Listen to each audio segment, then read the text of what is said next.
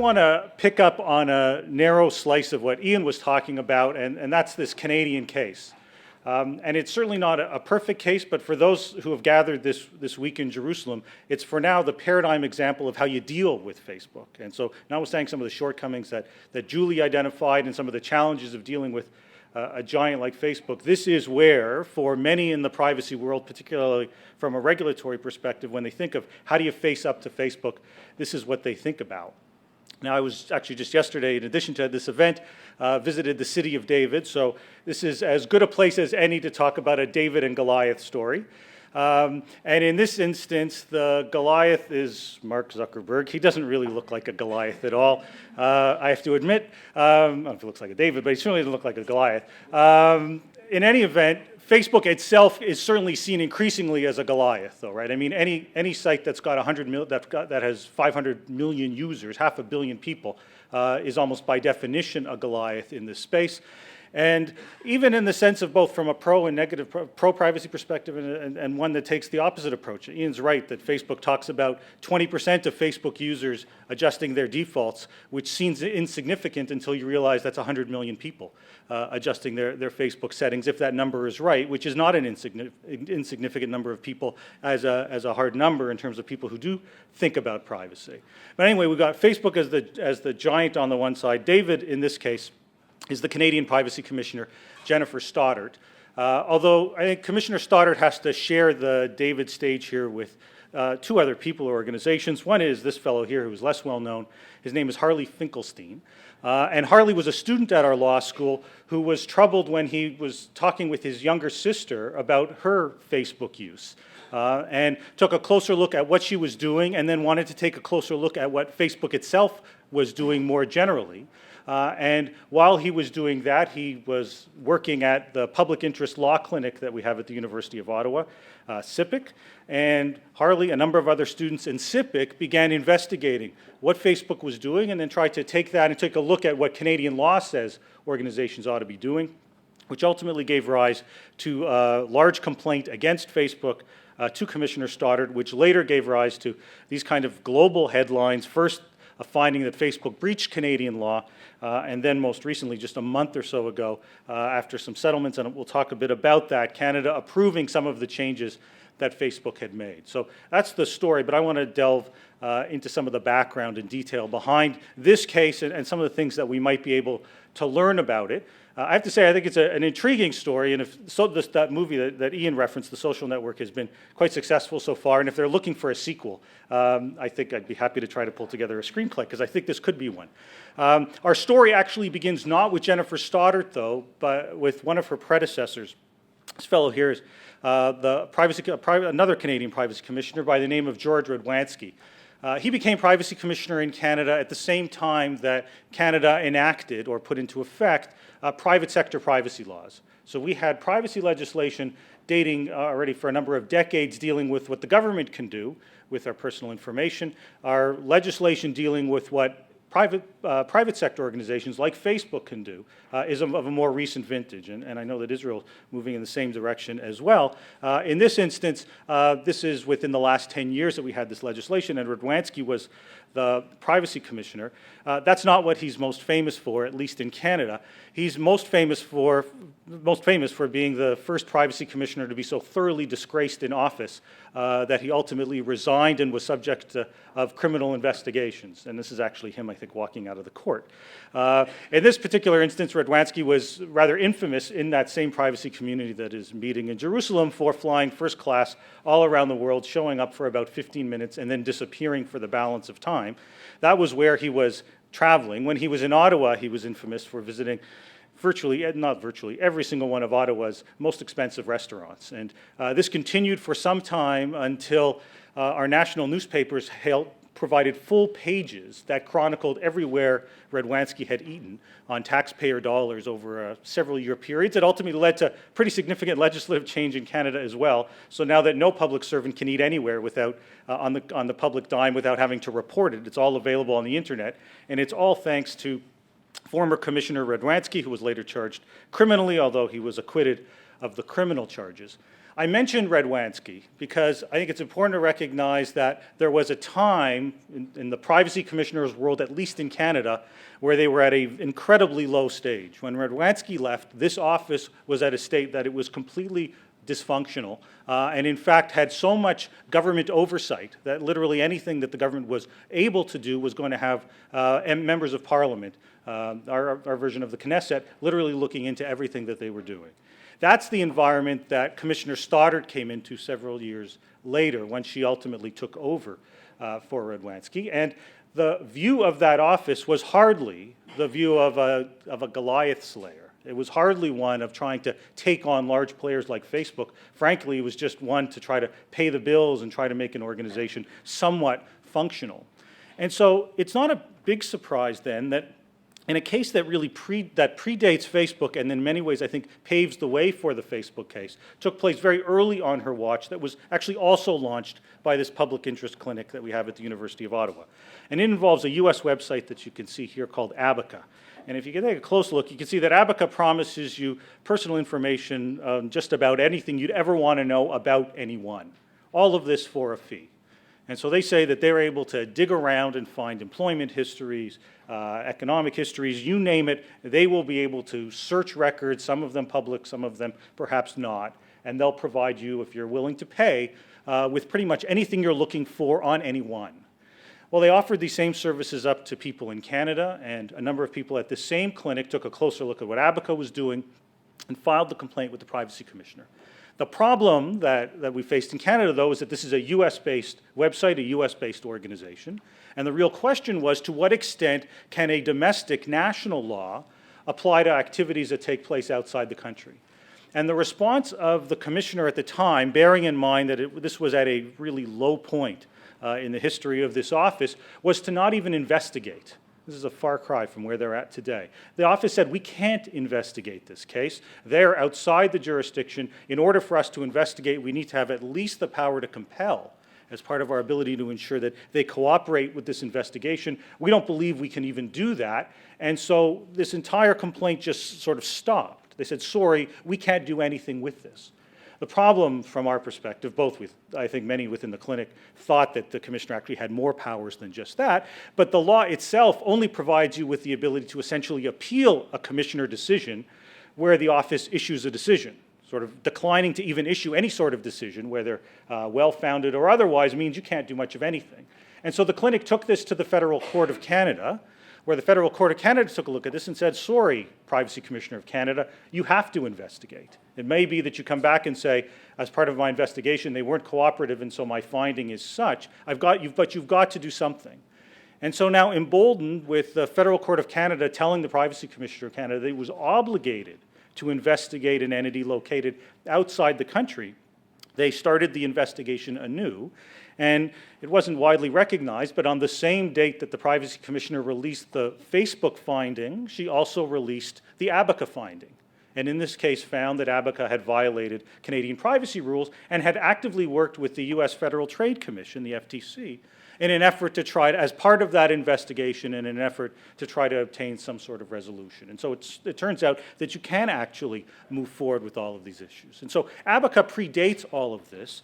And then along comes Facebook. And as I mentioned, Harley's the guy that sort of starts with this. And in May of 2008, the clinic files a very lengthy complaint against Facebook with the Privacy Commissioner, targeting a range of different things. Some of them relatively mundane in terms of stuff available on your wall, but some of them quite serious in terms of what third-party application providers and developers were doing and the information that they have, as well as, consistent with that issue of delete, the ability for someone even to delete themselves out of Facebook. What happens if you want out? It felt like that Facebook was akin to the Hotel California. You could check in, but you could never leave. And from a privacy perspective, that seemed highly problematic. Now, I think it's worth noting that the clinic filed this complaint in May of 2008. I don't think the clinic had an appreciation for just how much attention the complaint would get, nor did even, I think, the Privacy Commissioner. But it's pretty clear this took Facebook by surprise. I was actually at a conference in Korea the next month and ran into some of Facebook executives who were absolutely furious, not just with the complaint, but with the fact that they felt that the clinic hadn't followed the rules. Their view was the rules were you went to Facebook first, and you tried to talk this out. The notion that you would play in a regulatory model by trying to invoke the law to try to deal with some of that code was, from their perspective, not playing by the conventions and the rules that were appropriate. They thought, you should have come to us, was what Ms. L. Thompson had to say to me. You know, we could have talked about this. We could have found a way to resolve some of this stuff, and that's certainly the way many privacy commissioners have dealt with organizations like Facebook. They often don't have order-making power. They often play an ombuds type role. And so it's all about mediating and trying to work out some sort of resolution without invoking the power that the law might otherwise provide. Now, a year later, the Commissioner's Office was keenly aware that this was going to be a closely looked case, and so in July of 2009, in what was, I think, the most comprehensive decision that office had ever issued, they found that there were some issues that Facebook was just fine on, but there were a number of others where Facebook was running afoul of Canadian law. Now, I have to say that knowing sort of some of the background on all of this, Facebook didn't take the Privacy Commissioner's complaint particularly seriously at all until almost the very end of the investigation. So at first, this was just this relatively small country with a large number of Facebook users, as it turned out, but a relatively small country like Canada making a bit of noise with an office that didn't really have any power to enforce anything. And one can well imagine Mark Zuckerberg, given some of the attitudes that I think Ian displayed, sort of saying, what, Canada? Privacy Commissioner, what does this really matter? And that was their view for a very long time until it, I think, dawned on them towards the very end of the process that, in fact, this was a legal process taking place in Canada, and they were about to come out on the short end of the stick. And so they raced to try to resolve some issues, but couldn't resolve them all. And then, so in July of 2009, the Commissioner has this finding. Now, at that point in time, both the Commissioner's Office and Facebook find themselves in a bit of an uncomfortable situation because from the perspective of Facebook, they now have this well-founded finding and have a need to comply or a decision of whether or not they're going to comply or challenge in Canadian courts. From the perspective of the Privacy Commissioner, they're also in a bit of an uncomfortable situation because now they've got this decision that's being watched by the rest of the world, certainly closely watched in Canada, and the only way to effectively enforce is to go to federal court, and they've got 30 days in which to decide that Facebook is offside and actually go to federal court. And I can tell you that I don't think they actually wanted to go to court with Facebook. So you had this high-stakes poker game taking place between Facebook and the Privacy Commissioner's Office trying to determine who would cave first. Now, it turned out that Facebook caved first. And so a month later, within that 30-day period, they agreed to address virtually all of the core issues that were left outstanding. For example, the issue of being able to delete your profile, not just have it put in dormant mode, which was the Facebook approach. Facebook agreed to change that, not just for Canadian Facebook users, but for all Facebook users worldwide. And so it became clear that if someone wanted out, they could now get out entirely. And the core issue around Facebook apps, which was the big one, the third-party developers, Facebook ultimately agreed to change that entire platform. They said that they would have up to a year. And so people were waiting to see what happened in that year period. And then last month, the Commissioner's Office issued its latest finding as to whether or not Facebook had complied with what it had initially agreed to do. And the finding in this particular instance was that they were compliant. And I have to say that there are a lot of people that looked at that and felt that the Commissioner's Office had actually caved. One only needs to look at some of the changes that Facebook has made over the last year to recognize that it may have agreed to some particular issues that arose from the earlier SIPC complaint back in 2006, but time marches on and so does Facebook, and we have the kind of personalization and graphs that Ian's talking about, which raise some of these issues anew. But once again, we had both sides in a little bit of an uncomfortable situation. You had on the one hand Facebook at the time saying, well, this is about as far as we're prepared to go, and at this point in time we're prepared to litigate. And we now had a Privacy Commissioner whose term is about to end and wouldn't mind a renewal, looking for a win and knowing that she was coming literally, I'm a big fan, I'm on her advisory board, a big fan, but knowing that she was coming here with all her other data protection commissioners just a month later, and a win, even if a partial win was seen as probably seen as better than a loss and having to now confront Facebook in the courts themselves. Had she had an extra year, Facebook might be moving towards public offering, and then the tables would have turned a little bit, and Facebook would have been the one facing some of the same kinds of pressures. In any event, that's that particular case, but this case has done is open the door, I think, from the Commissioner's perspective, and not just the Canadian perspective, to using the law as a real tool to challenge some of these activities. And so just in the last couple of weeks, we've seen reports, I believe, out of the Wall Street Journal about how some of the largest Facebook app providers have been involved in being able to access personal information, raising some real privacy issues. And it took now hours for the Canadian Privacy Commissioner and others to say, well, we're about to investigate. It's not just Facebook, though. It's now sites like Google as well. This case here on Street View was one in which Google admitted a number of months ago that when it was taking pictures using its Street View mobile, the car that goes around taking pictures on city streets, it was also collecting Wi-Fi addresses from from the homes as it went by, and they said this was all just a mistake of a coder within Google. Nobody would have known about it if Google hadn't admitted it, and they did, and they said that they were prepared to go ahead and try to address the issue, but the Privacy Commissioner decided to investigate that too. My understanding was they actually had an initial letter. Google was prepared to do everything, but with the Data Protection Commissioners Conference this week, that office took the opportunity to issue a press release last week to tell everyone that they had issued a well-founded finding against Google to show that they were taking action.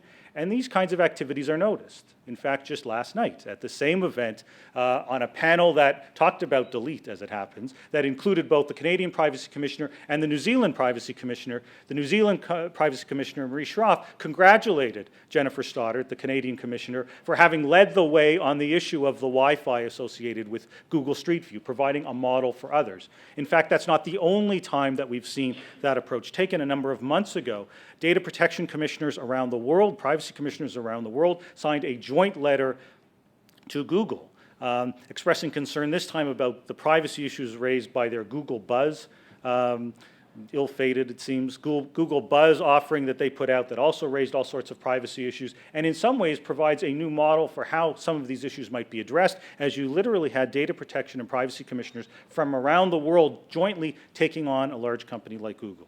So quickly, what does all of this teach, other than provide potentially a nice screenplay? I think first, for the Scott McNeelys and I suppose for the Zuckerbergs of the world who take the view that somehow privacy laws don't apply, I think what we've seen over the last couple of years is that, at least from the perspective of a certain class of regulators, there is a view that it's not the users that have to get over the lack of privacy, but rather Silicon Valley, in a sense, that has to get over the notion that privacy rules and regulations don't apply. And in fact, it doesn't matter whether it's US law or laws in Canada or New Zealand or Australia or potentially in Israel. Those rules have some amount of power. Now, that's not to say that any country can put forward whatever privacy rules they like and you're going to see a Facebook or a Google cave. But I think it is the case that where you get particularly major countries, part of the OECD and the like, who put forward laws that are fairly consistent across the board, you're going to see companies increasingly, I think, have to take some of that seriously. Now, they push the envelope without question, recognizing that there is still a significant power imbalance that exists between regulator and the party that's being regulated. But I think we are starting to see that take place, and the willingness to become increasingly aggressive is something that's quite clearly happening. The other thing that I think is starting to happen is that use of regulation per se, that notion that personal information use and collection is, in a sense, a regulated industry. Now, it's one that for a long time has felt as if it acts without any sort of regulation, the ability to establish social norms, as we've heard. But the view increasingly of those empowered to regulate is one that they ought to be using those powers. In fact, just to harken one last time back to last night, Jeffrey Rosen was the keynote speaker at this event, and he ultimately expressed great pessimism that politicians were ever going to get this. When they're faced with issues around privacy, his view was that there aren't many votes in coming up with stronger privacy rules, and so he ultimately concluded with the notion that it was up to the people in that room. He felt it was up to the regulators as being almost the only people that had any sort of power within our current set of frameworks in an effort to try to push back on what's taking place. And so that sense of empowerment is one that I think we are seeing increasingly taking shape, not just in Canada, but in a number of other countries. Now, we can take a look at what Facebook is doing and say it's just woefully ineffective. But it is certainly a new trend that we've seen just in the last couple of years take place. And that's part of, I think, of that power shift that we begin to see take place. Part of its timing, but it is taking place. And there is, let's all conclude, I think a growing sense from an international perspective about what some of those rules of the road might be. Now, you get Ann Cavoukian talking about trying to embed privacy through privacy by design sorts of frameworks. You get others who want to take a more aggressive approach. But what we see taking place has reached the point that, at least in Canada, when Google, when Facebook, when Microsoft, when a range of other companies are about to launch new privacy, sort of new products and services that have privacy implications. Before they do, they march up to the Privacy Commissioner's office and they try to provide the heads up to say, here's what we have planned, here's why we think it's compliant. Sometimes it might be, sometimes it's not. But it's an environment right now where there is, I think, far more sensitivity, even if a willingness to push quite aggressively. Because what we're starting to see happen is, at least from a regulatory perspective, though there are many who are beginning to face up to Facebook. Thanks very much for your attention.